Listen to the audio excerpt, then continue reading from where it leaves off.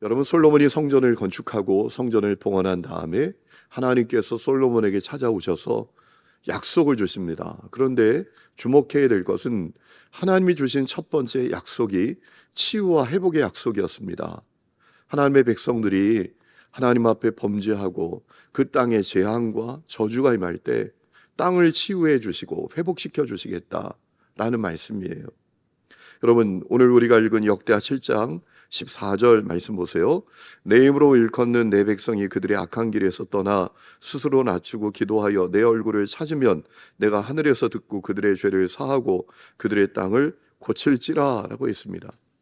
여기서 땅이라고 번역된 단어는 히브리어 원문을 보면 에레츠라는 단어인데 지구, 대지, 나라, 영토, 땅 이렇게 다양하게 번역할 수 있는 그런 단어입니다. 여러분, 참 우리가 이 말씀이 특별한 것은 하나님께서 솔로몬이 성전을 건축하고 첫 번째 하신 약속이 승리의 약속, 번성의 약속, 풍요의 약속이 아니라 땅의 치유, 땅의 회복에 대한 약속이었다라는 것입니다. 그러니까 하나님께서 연약한 인간들이 하나님 앞에 죄를 짓고 그들이 사는 나라가, 그들이 사는 땅이 고통과 죄와 저주가 가득한 그런 땅이 될 것을 분명히 아셨다라는 얘기입니다. 중요한 것은 여러분, 이런 질문을 우리가 해야 합니다. 그럼 오늘 우리가 사는 이 나라가, 우리가 사는 이 땅이 하나님의 치유와 회복이 필요하냐라는 거예요. 솔로몬이 성전을 건축하고 하나님이 첫 번째 주신 약속은 너 땅 치유해 줄게, 너 저주받은 땅, 재앙받은 그 땅 내가 회복시켜 줄게 라는 약속이었는데, 그러면 그 약속이 우리에게도 필요한 약속이냐라는 겁니다. 여러분, 어떻게 생각하세요? 아마 이 질문에 아니요 라고 말할 수 있는 사람은 별로 없을 겁니다. 우리에게 치유가 필요하지, 이 땅에 하나님의 회복이 간절히 필요하지, 이 마음 다 가지고 계실 거예요. 여러분, 오늘 우리가 살아가는 이 땅이 정말 절망적이지 않습니까? 너무나 안타까운 모습이잖아요. 극단의 대립과 분열이 가득한 땅입니다. 동과 서, 남과 북, 세대별로, 직군별로 갈갈이 찢겨져 있습니다. 지난 대선 때만 해도 여러분 신문을 보니까요, 우리나라 이 득표한 거 보니까 동과 서가 쫙 깔렸습니다. 동쪽은 다 빨간색, 서쪽은 다 파란색. 너무 안타깝더라고요.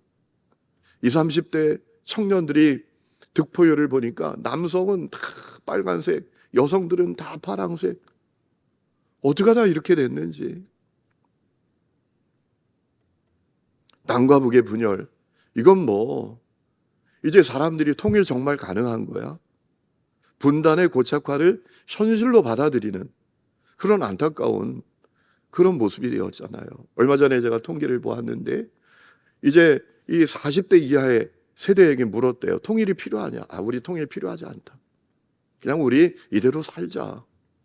통일하면 힘들고 복잡하고 우리 더 가난해진다는데 뭘 통일을 하냐? 이것이 오늘 우리의 현실 아닙니까? 또 너 죽어 나 살자라고 하는 성공지상주의, 이게 우리 사회를 꽉 사로잡고 있습니다. 꽝 잡는 게 매라는 식으로 수단 방법 가리지 않고 목적만 이루면 돼, 성공하면 돼. 그것이 오늘 우리 사회의 흐름 아닙니까? 너 죽어 나 살자. 우리 그리스도인들조차도 우리 예수님이 십자가에서 우리에게 주시는 음성은 무엇입니까? 나 죽어 너 살아라. 그런데 우리는 너 죽어 나 살아라. 오늘 우리부터도 그렇게 살고 있지 않습니까? 그런 가운데 수많은 사람들이 인생의 낙오자가 되고 고립이 되고 또 자기 스스로 생명을 끊어가는 사회가 우리 사회입니다. 여러분, 2022년 통계인데 방에서 1년 동안 한 번도 안 나오는 그런 젊은이들이 우리나라에 24만 4천 명이랍니다. 24만 4천 명이 집에서 안 나와요. 인생 다 포기하고 은둔형 외톨이, 히키코모리라고 하죠. 그렇게 삽니다. 작년 통계입니다. 스스로 목숨을 끊은 사람들이 14만 14,439명입니다. 14,439명. 하루에 40명씩 목숨을 끊었어요. 우리가 뭐 코로나 때 코로나 두려워했지만 코로나보다 더 무서운 질병이 이 나라를 덮고 있습니다. 자살의 질병, 상대적인 박탈감, 좌절감, 이것을 극복하지 못해서 은둔하고 스스로 목숨을 끊어가는 그런 사회가 우리 사회예요. 그뿐만 아니라 우리나라에 거짓이 판을 치고 있습니다. 여러분, 이제 다음 세대에게 더 이상 정직하게 살아라, 똑바로 살아라, 이렇게 말하지 못하는 사회가 됐습니다. 이제 뭐 권력만 있으면 죄도 다 뭉개버리잖아요. 법도 바꾼다잖아요. 그러니 다음 세대에게 똑바로 살아, 정직하게 살아, 이 얘기 못하는 겁니다. 아이들이 그러죠. 너희들은 뭐 하냐? 너희들은 정직하냐? 법 지키냐? 여러분, 2023년 우리나라에서 위증죄로 처벌받은 사람이 622명입니다. 이 숫자가 여러분, 이렇게 말씀드리면 엄청나게 큰 숫자입니다. 일본에 비해서 10배입니다. 우리가 일본 놈들 나쁘다 라고 말하지만 일본 사람들 정직하더라고요. 우리는 거짓말을 두려워하지 않는 거예요. 법정에서조차도. 2024년 우리나라 보이스피싱 피해액이 8,545억입니다. 피해자가 42,000명입니다. 거짓이 가득한 나라라는 거예요. 그뿐만인가요? 이 땅이 음란과 각종 중독의 영에 사로잡혀 있습니다. 우리나라 한 해 성매매 산업 규모가 14조 4천억이랍니다. 세계 6위 규모라고 해요. 음란으로 가득한 나라입니다. 성인의 5%, 그러니까 약 150만 명 정도가 불륜에 빠져 있대요. 결혼을 했는데 성인의 5%가 불륜에 빠져 있답니다. 국민의 14%가 알코올 중독 상태에 있고요. 우리나라 도박 중독자가 300만 명으로 성인 인구의 약 10% 정도 된다고 합니다. 도박 중독 재정 규모가 51조라고 합니다. 놀라지를 않아요. 여러분, 너무 안타까운 상황 아닙니까? 마약 중독자가 매년 10%씩 증가하고 있대요. 특별히 젊은이들의 마약 중독이 엄청나게 늘어나고 있다. 여러분, 우리가 사는 이 땅, 이 나라에 주님의 치유와 회복이 절박합니다. 그러나 그럼에도 불구하고 우리가 희망을 갖는 것은 우리에게 하나님의 치유와 회복의 약속이 있기 때문입니다. 여러분, 하나님의 약속은 반드시 실현되는 약속입니다. 하나님의 약속은 이 성경 안에 있는 문자가 아니고 이 강단에서 외치는 소리에 불과하지 않고 우리나라에, 우리 삶에, 우리 가정에 반드시 실현되는 약속입니다. 저는 그렇게 믿습니다. 고린도후서 1장 20절에 하나님의 약속은 얼마든지 그리스도 안에서 예가 되니 그런즉 우리가 아멘하여 하나님께 영광을 돌리게 되느니라. 저는 그 말씀을 믿습니다. 그럼 어떻게 이 땅과 이 나라에 하나님의 치유와 회복의 약속이 실현될 수 있을까요? 오늘 우리가 읽은 말씀 속에서 저는 그 답을 얻을 수 있다고 믿습니다. 하나님께서 역대하 7장 14절에 해주신 그 약속에서, 또 이사야에게 주신 약속에서, 이사야서는 두 부분으로 쫙 나눌 수가 있잖아요. 이제 이사야는 두 가지 메시지를 선포합니다. 1장부터 39장은 범죄한 나라, 범죄한 백성에 대한 심판의 메시지이죠. 그리고 40장부터 66장까지는 위로와 회복의 메시지입니다. 오늘 우리가 읽은 이사야 57장의 말씀은 이제 범죄한 백성들을 하나님께서 고쳐주신다, 회복시켜주신다 라는 약속이거든요. 이 말씀 속에서 어떻게 이 나라의 민족이 치유되고 회복이 될 수 있는가, 그 답을 얻을 수 있는데 그에 보면 세 가지입니다. 첫 번째는 버려야 될 것을 버려야 된다라는 겁니다. 여러분, 역대하 7장 14절에서 악한 길에서 떠나라고 했습니다. 악한 길에서 떠나야 합니다. 버려야 될 길을 버려야 합니다. 길을 바꿔야 합니다. 여러분, 57장 14절 말씀에 보면 거치는 것을 제하여 버리라 라고 했습니다. 하나님께 나오는 것을 가로막는 장애물, 걸림돌, 이거 다 제하여야 합니다. 여러분, 치유와 회복을 얻으려면 버려야 될 것을 버려야 합니다. 버리지 않고는 치유될 수 없습니다. 버리지 않고는 회복이 될 수 없습니다. 여러분, 술을 끊기를 원합니까? 그러면 집에 있는 술병들을 다 버려야 되잖아요. 제가 부목사 생활을 할 때 집사님 남편이 은혜를 받았습니다. 이분이 은혜 받고 집에서 한 일이 뭐냐 하면 그 장식장이라고 있죠. 예? 장식장이라고 하면 아시려나? 거기 막 술병들이 쫙 진열돼 있어요. 막 외국에 출장 가 있다 올 때 막 100만 원이 넘는 술병, 그거 다 꺼내가지고 다 변기에 버려버리더라는 거예요. 그러니까 새로워지는 거죠. 치유되기를 원하느냐, 회복되기를 원하느냐, 버려야죠. 제가 아는 선배 목사님이 계십니다. 저보다 한 7년 선배 되는 목사님인데, 이분이 신학교에 와서 도거를 하는데 빵점을 맞았어. F학점을 맞았어요. 자기 인생에 엄청난 오점이에요. 내가 왜 그러지 보니까 맨날 당구 치러 다니고 놀러 다니고 그 생활을 청산했어요. 방학이 되자마자 교회 가는 시간 말고는요, 집 밖에 나가지 않아요. 책상에 들러붙어 앉아서 이분이 그냥 도구 공부만 하는 거예요. 당구 치는 사람, 놀러 다니는 길, 그거 다 벗어버렸어요. 그러더니 뭐 도고 성적을 잘 받는 것뿐만 아니라 이분이 졸업하더니요, 컨콜디아사라고 이 독일 책을 많이 번역하는 그런 출판사거든요. 거기 취직을 하더라고요. 거기 가서 번역을 하게 됐어요. 회복이 되기를 원하는가? 치유되기를 원하는가? 버릴 것을 버려야 되잖아요. 길을 바꿔야 되잖아요. 망하는 길이 아니라 사는 길로 가야 되잖아요. 죽는 길이 아니라 생명의 길을 바꿔야 되잖아요. 계속 그 길로 가면서 무슨 치유가 됩니까? 무슨 회복이 됩니까? 여러분, 우리부터도 버려야 될 것을 버리는 역사가 있기를 원합니다. 우리부터도 길을 바꿀 수 있기를 축복합니다. 여러분, 이 문제 너무나 중요한 문제잖아요. 사실 우리 한국교회부터도 그래야 돼요. 우리도 버려야 돼요. 버려야 될 게 있어요. 우리 교회만 잘 되면 돼. 우리 교회만 부흥되면 돼. 여러분, 이런 마음 벗어버려야 되잖아요. 여러분, 우리 교회 오래 다닌 분들은 제가 말씀드린 이 얘기를 알고 계시죠? 제가 부산에 있을 때 목사님 한 분이, 목사님들이 모였는데 얼굴이 시커매져 가지고 왔어요. 그러면서 나 이거 어떻게 해야 되냐고 좀 지혜를 달라고 얘기하는 거예요. 이 얘기 즉슨 뭐냐면, 삼각교회에 있었는데 삼각교회에 있는 꿈은 뭡니까? 자기 건물 갖는 그런 교회가 되는 거잖아요. 그래서 어느 이만한 땅에 반만 사용하기로 하고 주인에게 허락을 받고 이제 정말 애써서 교회를 건축하게 되었어요. 어느 날 어느 여성분이 찾아왔어요.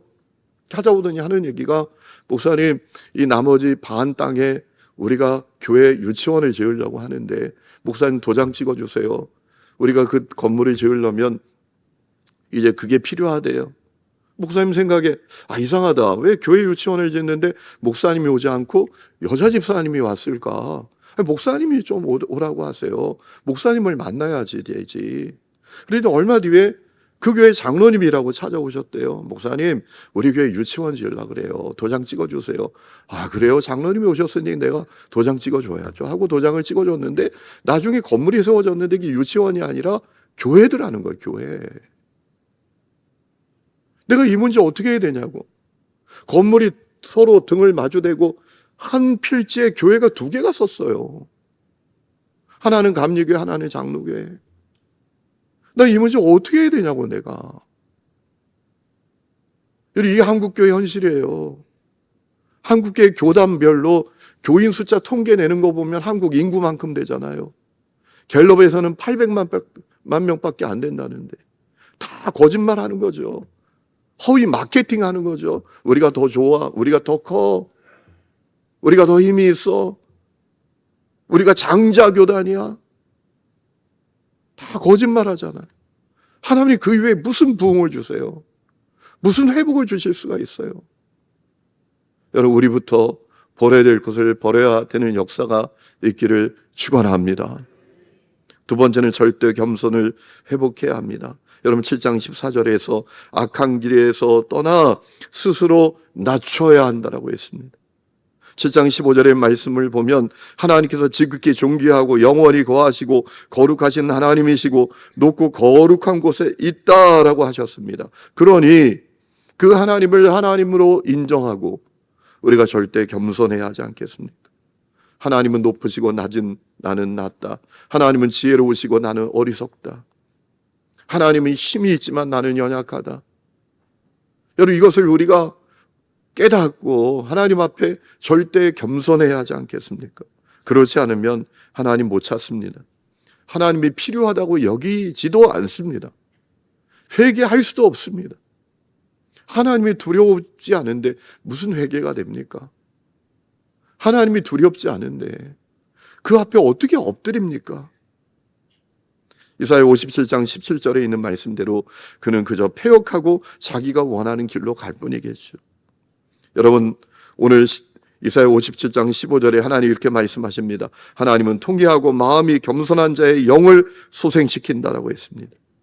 그러므로 우리 자신들부터 하나님 앞에 절대 겸손을 회복할 수 있기를 축원합니다.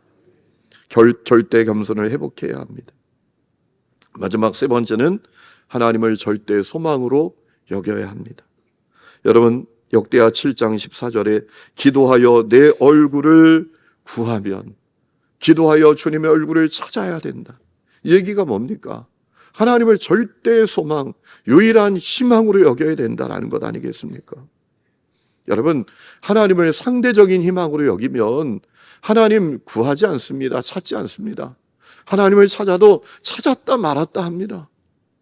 동가식 서가숙의 신앙이 얼마든지 가능합니다. 밥은 동쪽에서 먹고 잠은 서쪽에서 잔다. 이게 얼마든지 가능한 거예요. 하나님의 상대적인 희망이면 얼마든지 그런 거예요. 하나님을 찾아도 필요할 때나 찾아요. 알라딘 요술램프 안에 있는 지니처럼 생각해요. 필요할 때만 불러내요. 그게 무슨 하나님이에요? 시다발이지. 도구에 불과하지. 여러분, 하나님의 회복과 치유를 경험하려면 하나님을 유일한 희망, 절대 희망으로 여겨야 하는 겁니다. 주님 없는 우리 민족은 아무것도 아닙니다. 주님의 은혜 없이 이 나라는 아무것도 아닙니다. 주님의 도움 없이 우리 교회는 아무것도 아닙니다. 주님 없는 우리 가정은 아무것도 아닙니다.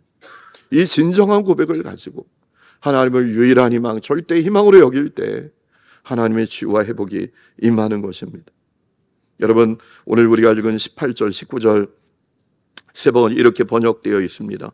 사람의 소행이 어떠한지 내가 보아서 다 알고 있다. 그러나 나는 그들을 고쳐주겠다. 그들을 인도하여 주며 도와주겠다. 슬퍼하는 사람들을 위로하여 주겠다. 이제 내가 말로 평화를 창조한다. 이 말씀이 어떤 의미일까요? 이런 말씀이에요. 하나님을 소망으로 삼는 사람의 입술에 평화 샬롬의 고백이 터져 나오게 하시겠다. 하나님이 그렇게 하시겠다 라고 하시는 거예요. 먼 곳에 있는 사람과 가까운 곳에 있는 사람에게 평화가 있어라. 주님께서 약속하신다. 내가 너를 고쳐주마. 여러분, 이것이 주님의 약속이에요. 우리가 하나님을 유일한 희망, 절대 희망으로 가시면 약속이 실현되는 것입니다. 그런데 여러분, 오늘 저는 이 말씀을 준비하면서 마음에 답답함이 있더라고요. 마음에 답답함이 있어요. 그 답답함은 어떤 답답함이었는가 하면 정말 그렇게 될 수 있을까? 정말 그렇게 될 수 있을까? 라는 답답함이었어요. 하나님이 그렇게 하실 수 없어서 갖는 답답함이 아닙니다. 하나님은 하시고자 하시는 일을 다 하실 수 있는 분이시죠. 전능한 분이시죠.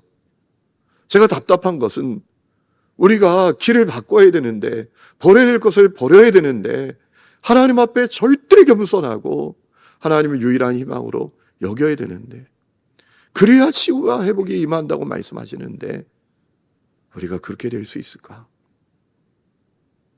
저 권력자들이 거짓을 버릴 수 있을까? 오늘 한국교회 목사들이 하나님 앞에 정말 절대 겸손으로 엎드릴 수 있을까? 오늘 한국교회 성도들이 동가식 서가숙의 그 신앙을 끝낼 수 있을까? 하나님의 유일한 희망으로 여길 수 있을까? 그게 좀 자신이 없는 거예요. 치유를 주세요. 회복을 주세요. 여러분, 이래서 치유와 회복이 임합니까? 버려야 될 것을 버려야지. 길을 바꿔야지. 정말 마음을 비우고 하나님을 유일한 희망으로 여겨야지. 절대 겸손으로 하나님 앞에 엎드려야지. 치유와 회복이 임하는 거 아닙니까? 그러지 않는 것, 그거 다 의미 없는 거잖아요. 그럴 수 있을까? 그런 마음 때문에 마음이 좀 답답한 겁니다. 그래서 은혜를 베풀어 주시기를 구합니다. 성령께서 역사해 주시기를 구합니다. 하나님의 은혜 베풀어 주시면 그렇게 될 수 있으니까요. 그 역사가 1903년 원산에서 1907년 저 평양에서 일어나서 이 나라에 부흥이 임했으니까요. 다 죄 짓고 살면서 죄 안 지은 척, 거룩한 척 하고 사는데 가디 선교사가 저 원산에서, 여러분, 제가 거룩해 보이죠? 내가 사랑이 많아 보이죠? 아니에요. 내 속에 한국 조선 사역자 여러분들 정말 우습게 여기고 미련하게 여기고 깔보고 이런 마음이 내 안에 가득해요. 내가 죄인입니다. 이 고백을 하고 1907년에 길선주 장로님이 내 친구가 나에게 돈 맡겨서 내 자식들 책임져 주라 했는데 내가 그거 떼먹었어요. 여러분 보실 때 내가 괜찮은 장로 같은데 내가 도둑놈이에요. 이 죄를 고백하고 은혜가 임하고 성령이 임하니 고백하니 하나님이 이 땅에 부흥을 주셨잖아요. 은혜로만, 성령으로만 가능한 것이지요. 여러분, 스가랴 4장 6절에 주국의 회복이 막막해 보일 때 하나님께서 스룹바벨에게 이렇게 말씀하셨다라고 성경 우리에게 이야기하지 않습니까? 스룹바벨에게 하신 말씀이 이러하니라. 만군의 여호와께서 말씀하시되 이는 힘으로 되지 아니하며 능력으로 되지 아니하고 오직 나의 영으로 되느니라. 하나님께서 은혜를 베풀어 주시면, 성령을 부어 주시면 여러분, 이 나라의 회개도 변화도 치유도 회복의 역사도 일어나게 될 줄로 믿습니다. 여러분, 그것을 구하는 우리 성도들이 될 수 있기를 주의 이름으로 축원합니다. 우리